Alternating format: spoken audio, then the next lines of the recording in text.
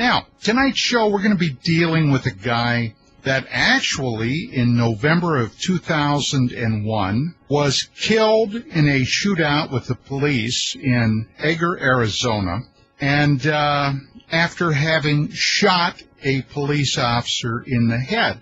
Now, this man's name was William Bill Cooper, and you may be asking yourself, why, after all those years, would I be doing a show on Cooper? Well, recently, my producer lent me an audio clip that he heard where Cooper was being lauded on the net as being a visionary, someone that basically galvanized the Patriot movement. Now, if you're not familiar with UFOs, if you're not familiar with the Patriot movement, you may be wondering just who in the world was Bill Cooper. I became a user on the Paranet bulletin board system down in Arizona, and things kind of took off. Now, there was a lot of vitriol that was being spewed about even then, not only at Lear's hypothesis, but there were pro-MJ-12 proponents, anti-MJ-12 proponents. Matter of fact, it's quite a bit like things are today in the UFO field, where everybody apparently hates everyone. So, along about July, another guy popped up on Paranet, and this guy popped up supporting John Lear initially with 50% of everything he said. This guy's name was William Cooper, Bill Cooper, and things then really began to get interesting. But before I get too wrapped up in all this, let me do this first. I want to play for you that audio clip that Lan sent me weeks ago to let you know what, at least in some areas today, is being said about Mr. Cooper.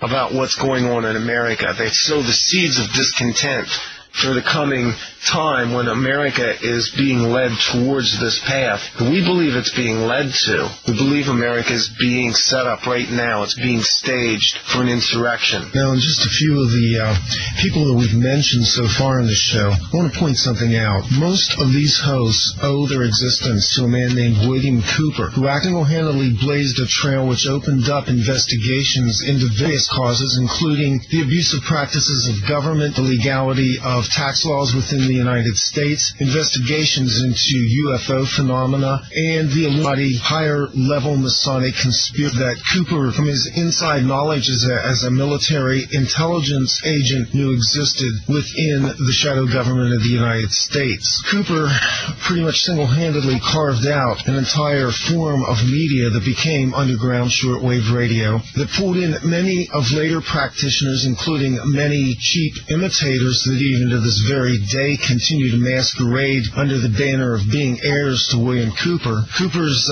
group still continues to operate and put out information in a legitimate. Nevertheless, Bill Cooper paid the ultimate price for it when November 5th, 2001 was engaged in a gun battle with police officers in Eagar, Arizona, and as a result, deputies shot and killed him on his property. These are the seedbeds of the Patriot movement, and Bill Cooper is a figure that looms large. For all his flaws and for even some of the errors that he may have propagated, Bill Cooper opened up an ability for underground radio to truly have some legitimacy and take away some of the stain of what was called, quote, conspiracy theories.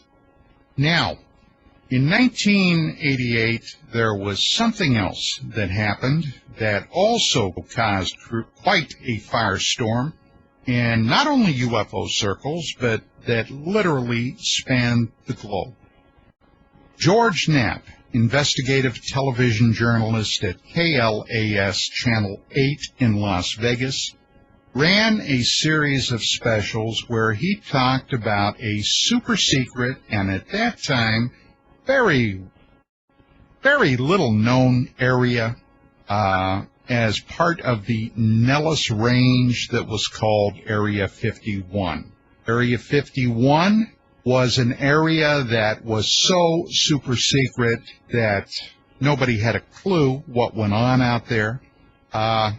This, however, happens to be one of the places where super secret aircraft were test flown, developed out there. Things like the U-2, going back to the mid to latter 1950s. Later on, the aircraft, the Blackbird, the SR-71. And then he brought somebody on in electronic blackout that he called Dennis, a pseudonym. And this individual claimed to have been a physicist out there that worked on, of all things, recovered alien technology. Oh yeah, crashed flying saucers. Now, talk about creating a firestorm. Later on, Knapp was to do another series of interviews, about a year later, as a matter of fact. But now he identified the individual, a man by the name of Robert Lazar, Bob Lazar.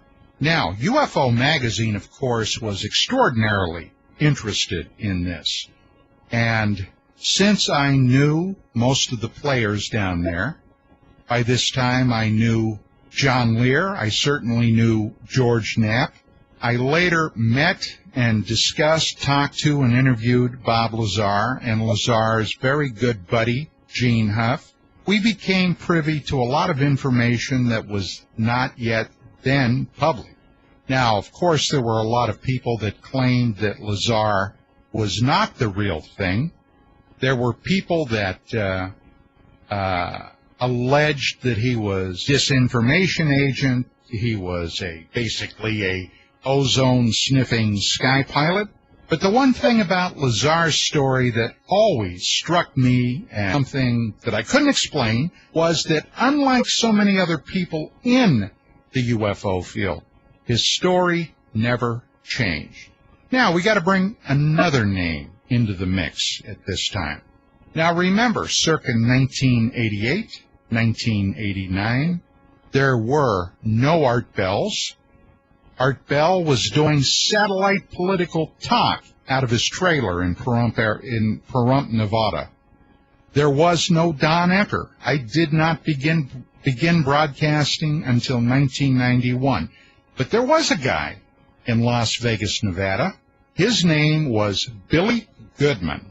He had a show called The Billy Goodman Happening. At the time, it was on KVEG. I believe it was 870 in Las Vegas. And after George Knapp's second series on the super secret area known as Area 51, Goodman secured quite a coup by getting Bob Lazar and Gene Huff to come on his program. Now, when all this was happening, off on the wings was John, still extremely active in the UFO field, and up and coming Bill Cooper. Now, when Cooper first surfaced in the summer of 1988, he came on the Paranet bulletin board system, claiming that in the mid-1960s, he was a sailor that was stationed on board a diesel submarine, the USS Tyru. And along about 1966, Cooper claims that while he was on lookout on the bridge of the submarine, of course the sub was surfaced, he and several other people were shocked by a gigantic, and I'm talking about aircraft carrier-sized UFO that he alleges left the ocean, flew up into the sky through some clouds, and then either it came back or another one almost identical to it came back. In essence, that was the original story that Cooper gave out. However, as time went by, the story began to change. Soon he was talking about having been part of a ultra-secret naval briefing team in CINCPAC fleet in the early 1970s, circa 1972, 1973. And he alleges that while he was part of this briefing team, that he, in fact, was privy to some of the most ultra-top cosmic secret things in American intelligence. And these were to include items like something he later called Operation Majority, which in fact was, in hindsight, a ripoff of Bill Moore's MJ-12 documents that Moore claims to have been privy to. And even later, one of the most corrosive pieces of disinformation to come out of that era of time, involving the John F. Kennedy assassination and allegations that actually it was Kennedy's Secret Service driver that fired the fatal headshot. Now, if you're not familiar with this piece of disinformation propaganda, its genesis actually goes back to this period of time. I've got to mention another name, a man by the name of Lars Hansen. Now, Hansen for years had been a fringe researcher, investigator, looking at some really odd and off-the-wall things. But he became involved in the John F. Kennedy assassination. He was working with a couple of guys in Northern California that had a theory that the driver of JFK's limousine in Dallas on that fateful day of November the 22nd, 1963, was somehow involved in the murder of President Kennedy. Now, they didn't have a lot of money. They were able to secure a very poor copy of the Zapruder film, probably what Hansen later told me was a fourth or fifth generation copy. They got it into a lab. They washed all the color out of the Zapruder film because, as you may or may not know, the Zapruder film originally was colorized. What they were trying to do was to enhance the contrasts in this poor generational copy of the Zapruder film. And while they were doing all this and putting it together and taking a look at it, for just a sudden split second, it appears as if the driver is sitting there holding a pistol, a handgun. Now, I know this is radio. It's tough to imagine this if you haven't seen that video. I do have a copy of this video, which incidentally is titled Dallas Revisited. But some little-known facts about this, if you were around then or if you heard about this later. This video was never, ever to have been in the public arena. When Hansen had this done, and he put some narration on it, basically what he wanted to do was to find some investors to basically finance his and his two friends' research into the JFK assassination. Now, back in those days, there were a lot of people that were banging around the periphery of the JFK murder. People like Bob Groden, David Lifton, incidentally, people that Lars Hansen knew, and then one of the biggest mistakes ever. Hansen had been in Las Vegas, saw a brochure listing a public talk that John Lear, son of aviation genius William Lear, was giving on his UFO research. And Hansen went down there thinking that if he could interest Lear in this, Lear, whom at the time Hansen believed was part of the Lear fortune, might be persuaded to finance his research, not being aware at the time that Bill Lear and John Lear had had a major falling out before Bill Lear's death, and Bill Lear had cut John from the family fortune. Well, he got down there, met Lear, told him who he was, and gave Lear a copy of this tape. Now, things were to get even more interesting, talking about Bill Cooper.